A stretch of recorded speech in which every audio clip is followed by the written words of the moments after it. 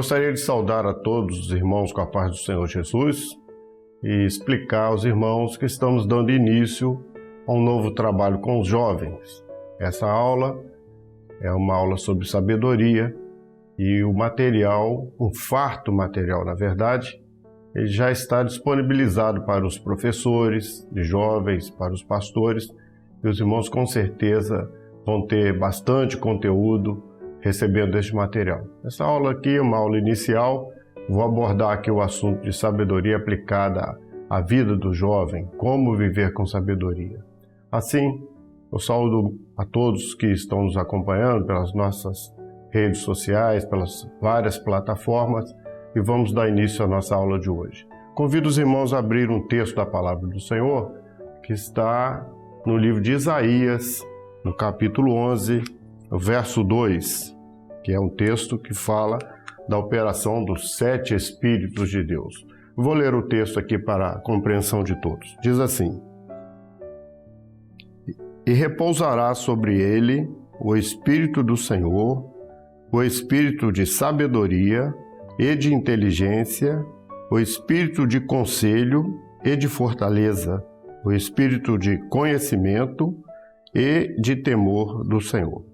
Até aí somente.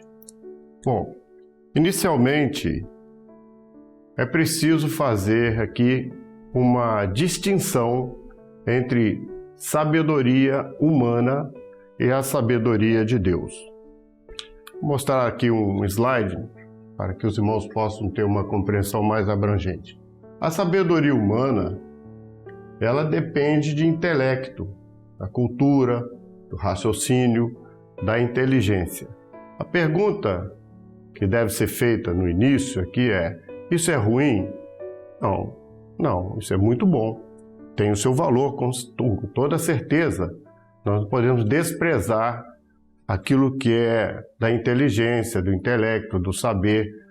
O pastor Gideuti costuma dizer que o saber não ocupa espaço, não é verdade? E é verdade mesmo. Mas, como depende de raciocínio e de razão, essa sabedoria ela age no âmbito da obra criadora. Ela não consegue transcender. Então, como ela é da obra criadora, portanto, ela é limitada e ela é finita. Eu vou mostrar aqui um texto para os irmãos. Esses textos, eles vão estar à disposição dos irmãos nesse material que os irmãos vão receber. Mas somente um texto aqui para frisar essa parte do ensino. Está em 1 Coríntios 2:4, que diz: Paulo diz: minha pregação não consistiu em palavras persuasivas de sabedoria humana. Então existe a sabedoria humana, que ela está baseada em persuasão, em insistência, em colocações humanas, mas Paulo disse que a pregação dele não consistia nisso. O outro aspecto que nós temos que abordar para fazer essa distinção, essa separação, é a sabedoria de Deus. Ao contrário da sabedoria humana, a sabedoria de Deus é fruto de uma ação do Espírito do Senhor. Lá no texto que lemos, Isaías capítulo 11, verso 2, os irmãos vão ver a sabedoria como uma das ênfases da ação profética do Espírito do Senhor nas várias fases. Os irmãos estão vendo na EBD, o estudo das 7 cartas, ali na carta destinada à igreja de Esmirna, houve uma sabedoria. Vou falar disso daqui a pouco. Mas a sabedoria de Deus, ela está então intimamente ligada a essa ação do Espírito do Senhor, e ela produz não só uma ação para essa vida, mas ela produz uma ação que nos leva ao profético. E o profético nos liga ao projeto de Deus por revelação. Então, meus irmãos, ela emerge da obra redentora. No primeiro caso, eu me referi à sabedoria humana, ela emerge da obra criadora. Ela é finita e morre. Ela tem um fim, mas a sabedoria de Deus não. Ela emerge da obra redentora e o fruto dela produz uma ação sobre a igreja, levando a igreja por revelação aquilo que é profético e o que é fundamental? Prepara a igreja fiel e a separa do mundo. Toda vez que há uma ação da sabedoria de Deus, ele separa, ele distingue a igreja dele e a separa definitivamente do mundo. Na igreja de Esmirna, que eu havia mencionado para os irmãos, houve uma coisa muito interessante. Eu disse que a sabedoria de Deus é uma ação do Espírito Santo que é contrária à razão. Então, vamos explicar aqui com calma para que os irmãos possam me acompanhar. Na igreja de Esmirna, que é o tempo profético das grandes tribulações, das grandes provas, das grandes perseguições que a igreja passou, o Espírito que atuou naquele período profético foi o Espírito de sabedoria. Mas qual foi a sabedoria da igreja de Esmirna? Essa grande sabedoria da igreja de Esmirna foi perder esta vida, morrer nas arenas, das fogueiras, nas cruzes, nas perseguições e ganhar a vida eterna. Ora, somente com a operação do Espírito de Deus é que uma pessoa pode entender ou ser convencida que ela vai morrer e vai ganhar a vida eterna. Na razão, é impossível chegar a isso. É impossível você conceber a ideia de que você vai perder essa vida para ganhar a vida eterna. Somente com a sabedoria de Deus que houve naquele momento essa ação sobre a igreja e levou a igreja a enfrentar tudo aquilo que ela enfrentou. Eu queria, para concluir essa parte, mostrar que Paulo usa um texto interessante na primeira carta aos Coríntios, no capítulo 2, verso 7, ele diz assim: mas falamos a sabedoria de Deus oculta em mistério. Ora, se ela está oculta,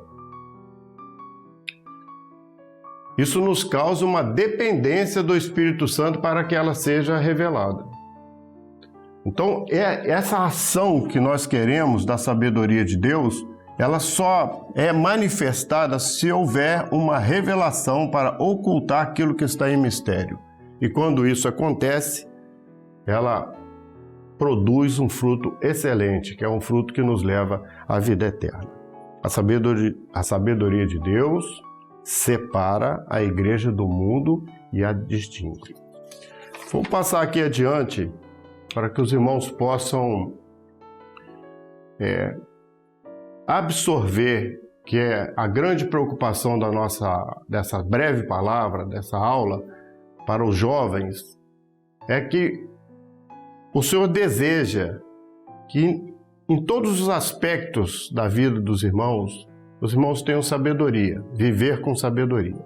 Nós sabemos muito bem que a igreja atravessa um momento profético onde há necessidade, onde há um interesse de todos nós em vencer os obstáculos, vencer na vida, ter uma boa profissão, ter um lar estruturado.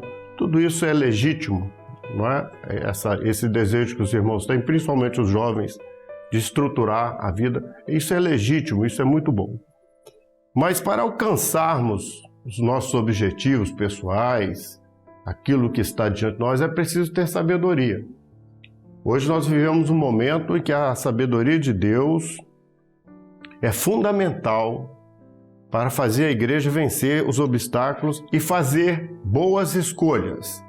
Eu costumo dizer que, especialmente aos jovens, que os irmãos estão numa fase da vida em que o futuro dos irmãos está sendo delineado. As escolhas que os irmãos fizerem agora, neste momento, são os frutos que os irmãos vão colher no futuro.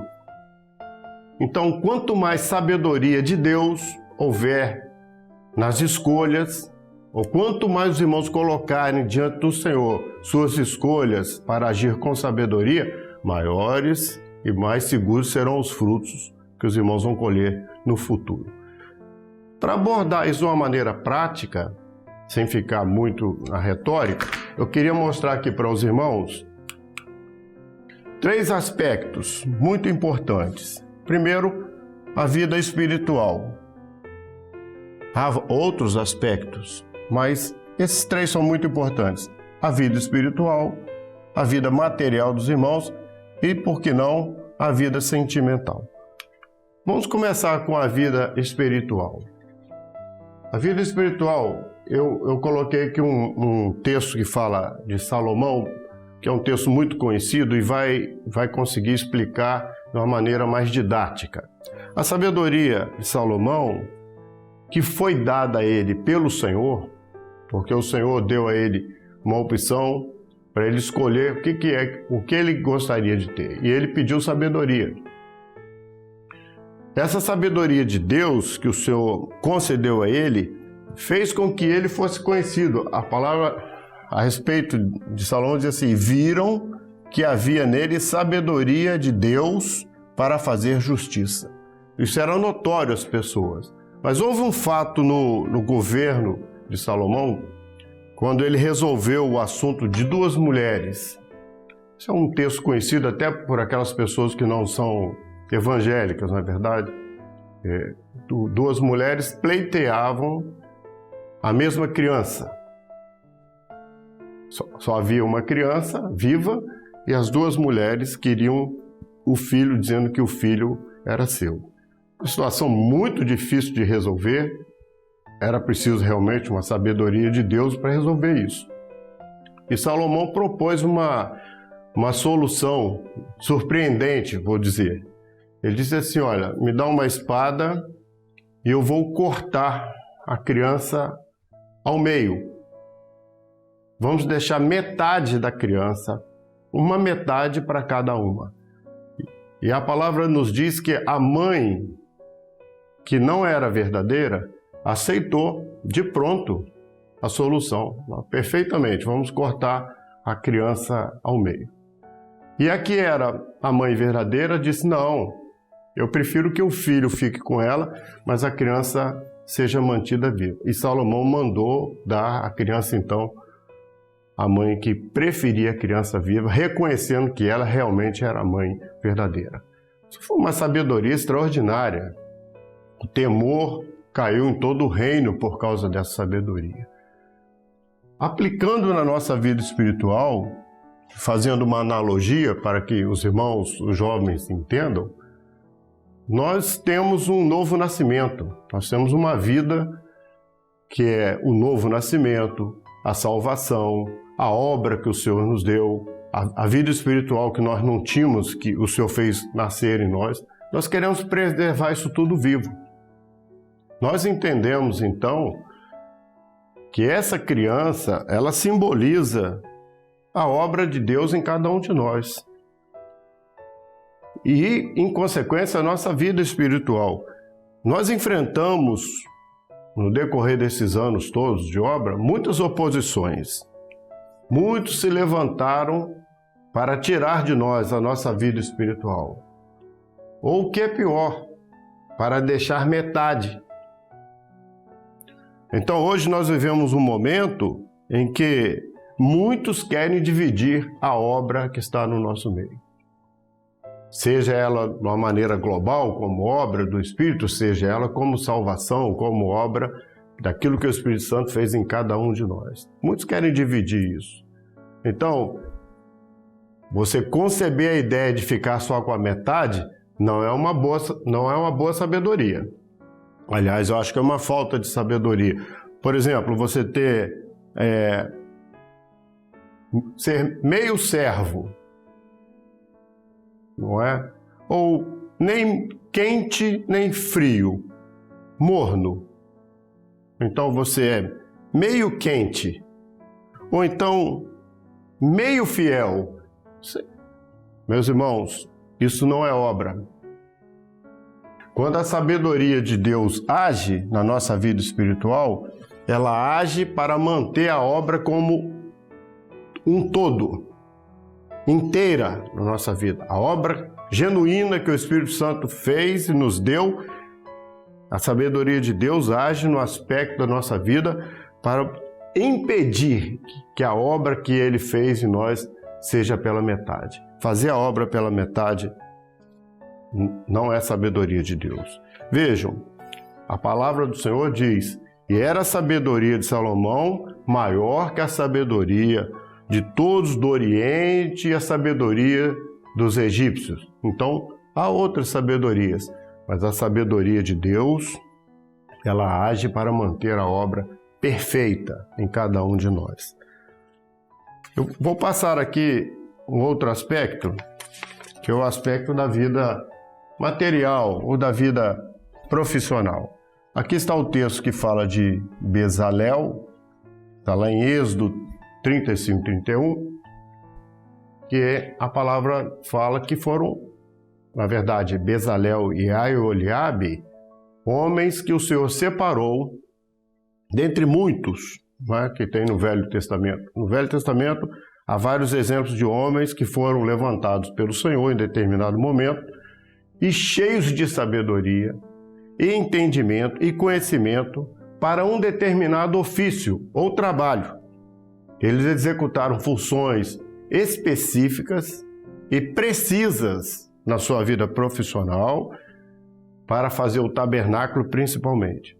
Aqui está o texto, diz assim: e o Espírito de Deus o encheu de sabedoria, a sabedoria de Deus, entendimento e ciência em todo o artifício. Isso quer dizer que em tudo que Bezalel agiu profissionalmente, porque ele foi contratado profissionalmente para fazer o tabernáculo, Deus o encheu de sabedoria. Meus irmãos, isso demonstra que nós precisamos de uma ação do Espírito do Senhor, um espírito de sabedoria para compreender e executar com precisão aquilo que o Senhor colocou em nossas mãos profissionalmente. Nós não podemos abrir mão disso. Hoje, nós vivemos um momento, um mundo globalizado, um mundo informado, informatizado, conectado. E este mundo exige de nós cada vez mais que estejamos preparados. É um mundo que descarta, coloca ao lado os menos preparados. Então, no nosso ambiente de trabalho, é preciso lidar com muita sabedoria. É preciso pedir ao Senhor que haja uma operação do Espírito de Deus na nossa vida profissional. Não só na escolha da profissão, mas na ação, no dia a dia, ou no seu ambiente de trabalho, na sua profissão, nas suas decisões. É preciso que haja sabedoria de Deus para que você seja bem-aventurado ali, tenha sucesso. A palavra do Senhor, tem um texto que eu deixei separado aqui para mostrar aos irmãos, em Eclesiastes, é um texto extraordinário, na minha opinião. Ele diz assim: melhor a sabedoria do que as armas de guerra. Nós temos observado que os ambientes de trabalho estão cada vez mais competitivos. Há muita guerra, não é?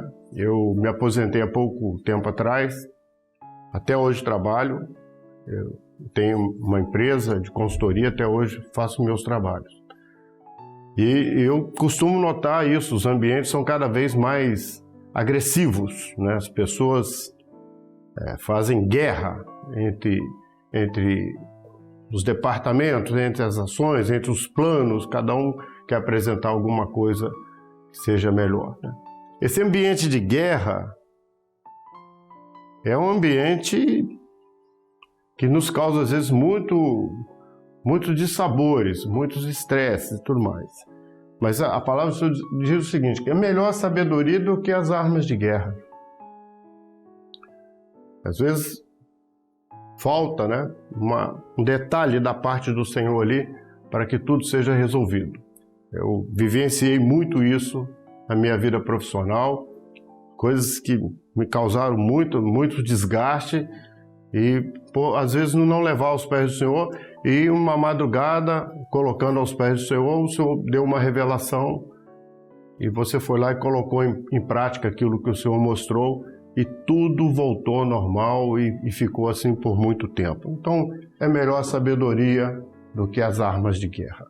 Cuidado com a vida profissional. Vou deixar aqui uma palavra bem sucinta a respeito da vida sentimental. Não há como fazer exceção nisso, mas nós cuidamos daquilo que é profissional, daquilo que é espiritual, mas nós temos a nossa vida sentimental. É preciso sabedoria nesse aspecto também. É preciso ter equilíbrio e às vezes nos falta sabedoria para lidar com determinadas escolhas. O conselho que eu posso passar para os irmãos aqui é: se nós queremos agradar ao Senhor, é preciso colocar também essa parte sentimental diante dele. Não é o nosso assunto aqui especificamente, cada pastor cuida disso em suas igrejas, ou dá suporte, ou apoia, ou orienta os irmãos, mas não se precipitem, tenham sabedoria.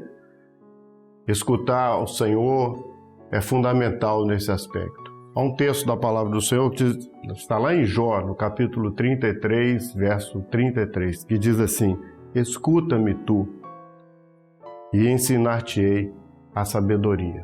Então, nessa parte sentimental, ouvir o Senhor, colocar as coisas diante dele, vai conceder aos irmãos um lar bem estruturado, um futuro seguro, um casamento feliz. Isso deve ser colocado diante do Senhor também. Terminando, irmãos, para fazer a conclusão aqui dessa breve palavra, nós vemos então que a sabedoria age de muitas maneiras, da multiforme sabedoria de Deus. Então ela age de várias maneiras, mas sempre pelo Espírito do Senhor e agindo para se revelar e mostrar cada detalhe onde é que precisamos atuar com sabedoria. A carta de Tiago, no capítulo 1, verso 5, um texto muito conhecido, diz assim: se algum de vós tem falta de sabedoria, peça a Deus, que a todos dá liberalmente. Isso mostra que a sabedoria de Deus, ela está disponível a qualquer um de nós, a qualquer um dos servos. Basta buscar o Senhor, pedindo ao Senhor para alcançar essa sabedoria e Ele nos dará. Lembrando ainda que a experiência de Daniel e seus companheiros, quando estavam no cativeiro, uma situação muito difícil, eles oraram ao Senhor e a palavra diz que o Senhor concedeu a eles sabedoria para lidar com todas aquelas situações. Não foi a recusa daquilo que estava sacrificado aos ídolos de um dia, não foi uma recusa, mas foi a recusa de 70 anos.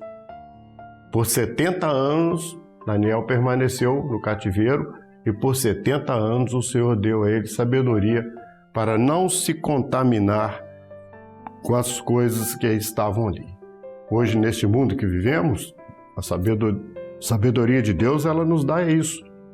Ela nos permite não nos contaminar. O texto bíblico a respeito de Daniel e seus companheiros está no capítulo 1, no verso 17, que diz: ora, a esses 4 jovens Deus deu conhecimento e inteligência em todas as letras e sabedoria. Terminando aqui então, meus irmãos, essa breve palavra, vamos terminar falando do momento profético. Nós devemos considerar que a verdadeira sabedoria neste tempo do fim é permanecer no corpo. Essa é a grande sabedoria deste momento que antecede a volta do Senhor Jesus. A palavra em Provérbios, capítulo 18, verso 1, os irmãos vão encontrar isso também no material didático que está sendo distribuído aos pastores e aos professores de jovem, diz assim: busca seu próprio interesse aquele que se separa, ou seja, aquele que se afasta do corpo, ele se separa, e levanta-se contra a verdadeira sabedoria. O que a palavra quer dizer?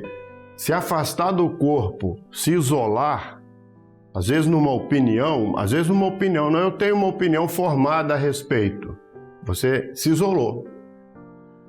Isolar-se do corpo nesse momento não é sabedoria. A grande sabedoria é permanecer do corpo. A igreja fiel está cheia do espírito de temor para este momento final. E o temor e a sabedoria andam juntas.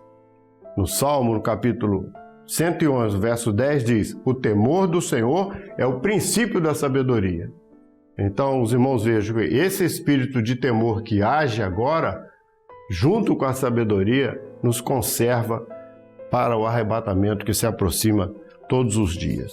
Eu quero terminar aqui mostrando 3 versículos para finalizar esse breve estudo. São 3 versículos muito importantes. O primeiro diz assim: a sabedoria, Provérbios 2:10, a sabedoria entrará em teu coração e o conhecimento será suave à tua alma. O que a palavra está mostrando? Ela está mostrando aquilo que muitos buscam hoje: descanso, suavidade, uma vida feliz, segura, uma vida plena de comunhão e fé, uma vida com a instrumentalidade em dia, com a vida profissional em dia. Então, para isso é que existe a sabedoria. A sabedoria entrará em teu coração, ela vai governar a sua vida e o conhecimento será suave à sua alma. Meus irmãos, sabedoria traz suavidade, a sabedoria alcança a alma. O outro texto diz: ele reserva a verdadeira sabedoria para os retos. Essa expressão para os retos é muito interessante. A verdadeira sabedoria para os retos. Os retos são aqueles que estão na verdade. Não existe coisa mais reta do que a verdade. Não é verdade? Não existe. Natan disse a Davi: tal homem é digno de morte. Davi disse: pequei. Reto, sem curvas. Quem faz curva é mentira. Mentira faz curva, dá desculpa, acha um outro caminho. Os retos são aqueles que vivem na verdade, que querem a verdade. A esses retos está reservada a verdadeira sabedoria. Há um texto de Cantares que diz: os retos te amam. Aqueles que estão na verdade encontram o amor do Senhor e se relacionam com Ele com amor. Por fim, hoje é preciso sabedoria para tudo. Para viver na obra, para ser um instrumento na mão do Senhor, para ter uma vida sentimental em ordem, para ter uma vida profissional em ordem, para tudo se precisa de sabedoria. Vou deixar aqui para terminar um versículo para os irmãos meditarem nele e aproveitarem. Eclesiastes 10:10. E não se afiar o corte, então se deve pôr mais forças, mas a sabedoria é excelente para dirigir. Ele está dizendo o seguinte: se você não afiar o ferro, o machado, se ele não tiver afiado, quanto menos ele estiver afiado, mais força você tem que colocar. E ele completa com a sabedoria, mas a sabedoria é excelente para dirigir. Quer dizer, o que o versículo quer dizer? Quanto menos sabedoria, mais esforço. Quanto menos sabedoria que os irmãos usarem, seja em qualquer aspecto da vida dos irmãos, mais luta, mais esforço, mais força vocês vão ter que fazer. Quanto mais sabedoria da parte de Deus, quanto mais revelação, quanto mais orientação da parte do Senhor, menos esforço. As coisas vão fluir normalmente, a vida dos irmãos vão caminhar dentro daquilo que é o projeto de Deus. Quanto mais sabedoria, menos esforço humano. E assim, terminamos aqui essa breve palavra. O material está distribuído. Deus abençoe a todos.